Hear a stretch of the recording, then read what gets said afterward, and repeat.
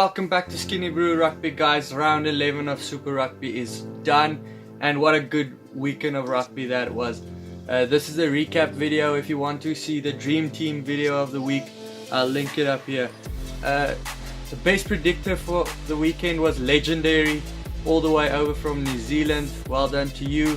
And the leader for the Superbru pool is still Pierre-Lou.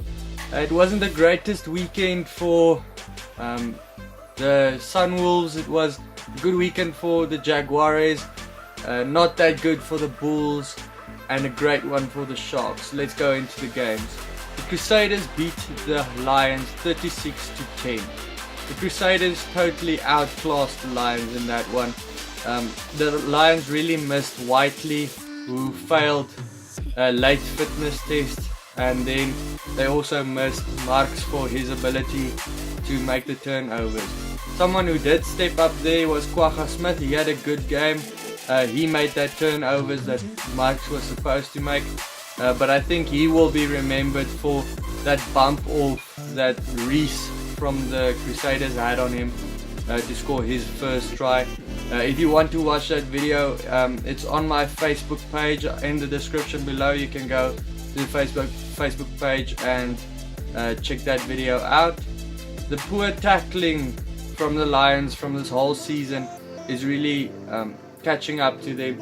They continued and tackled. I had a lot of missed tackles in that game.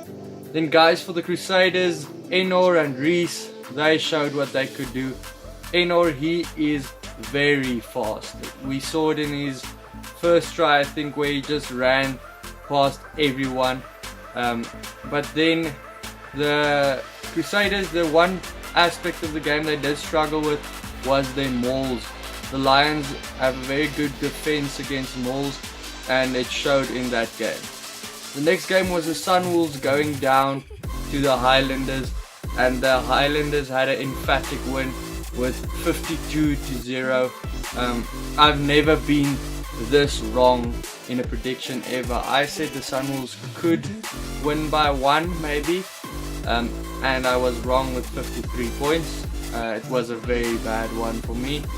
The possession in this game was 50-50, but the Sunwolves wasn't themselves. They usually make it a hard time for the bigger teams, but this week that's one they will want to forget. That was a very poor performance by them. The Sunwolves, they missed a whopping 42 tackles, and you can't afford that against any New Zealand side. They will punish you. And then another thing that the Sunwolves didn't do right, they conceded 27 turnovers. So they were basically just handing the ball to the opposition. The Highlanders sealed that game within the first 20 minutes, scoring 4 tries, and the game was virtually over. But they weren't just attacking well, their defense was just as good, and ultimately they won with 8-0. Next it was the Hurricanes versus the Chiefs. The Hurricanes beating the Chiefs 47-19. The Hurricanes actually only had 39% of the ball, but the Chiefs had a lot of costly turnovers in good field positions, 18 turnovers to be exact. They really missed Retallick and Damien McKenzie. They were down 21-0 after the 17th minute, but then they started a little bit of a fight back, but ultimately the Hurricanes were just too good for them. The Hurricanes now strengthened their conference position. I think they're 7 points behind the Crusaders at the moment, who are still leading the charge. A guy that really stood out in that game, Jordie Barrett, he was just superb. He scored a couple of tries, and I think he had 2 or 3 try assists, and he just beat everyone around him. Both of his tries he went in without even being touched. Then it was the Waratahs going down 15-23 against the Sharks. Again, the Sharks are the most unpredictable team in this competition. To me, basically, I predict if they lost last week, they're going to win this week, and if they win this week, they're going to lose next week. It's just impossible to predict what they're going to do. The Waratahs had to score level at a stage, but then they got a red card, and shortly after another yellow card, and that just sealed the game for the Sharks. The Sharks actually didn't take advantage of that outnumbering, but they did actually have it easier than they should have. I didn't expect the Sharks to win this one. I had them down for a loss, but the difference in this game was the loose forwards, the two Superbru brothers, and Cohen Bosch. He had an excellent game again. The Waratahs actually had more possession of the ball, but they could not get through the defense of the Sharks. That was very good as well. I heard a stat through that game that the Sharks haven't conceded one try from a rolling maul this season, and yeah, they are just defending that really well. Then over to the big North-South derby in South Africa. The Stormers 24 over the Bulls 23. The Stormers were just completely in control in that game, and the Bulls are fortunate that score looks a bit better than it should. They are lucky to get that bonus point, but the Stormers actually just gave it to them after Pollard missed a penalty kick to seal a bonus point loss. They tried to run the ball and Sanatla kicked the ball back at them, and ultimately they scored a try. The back three for the Stormers was just excellent. Lades, Willems and Peterson, I think they had their best games of the season. And Sanatla, when he came on, when Lades was off for that little bit, he also scored a try, and that was excellent.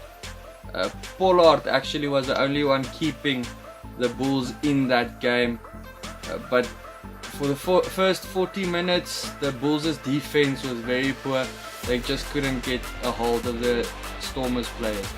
The guy that really messed up in the Bulls game for me, I'm sorry to say, Libok. He had a poor game. He kicked one ball straight to Lades, who just took the ball, ran through the whole defense of the Bulls, and ultimately the Stormers scored a try from that.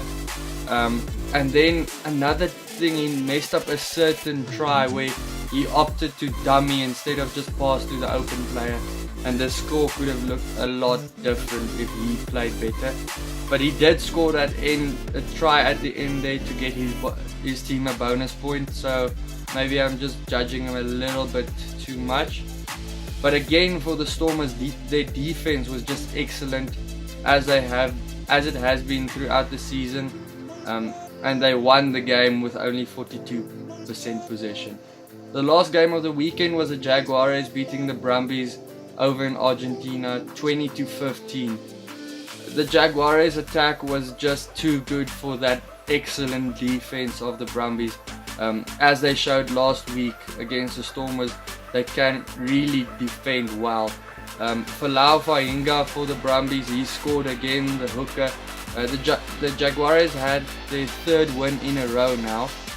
Guys that stood out in that game, Cancelliere, he's a diminutive winger, and he just had excellent runs where he just cuts through the defense and ducks under tackles. And another guy, Miotti, the number 10, his kicking kept the Brumbies back in their own half, and that's what sealed the game for the Jaguares. That's it for the week, guys. If you like the content, please subscribe. The Dream Team video is going to be somewhere here if you want to check that out as well, and then join the Superbru pool somewhere in the description below. Cheers.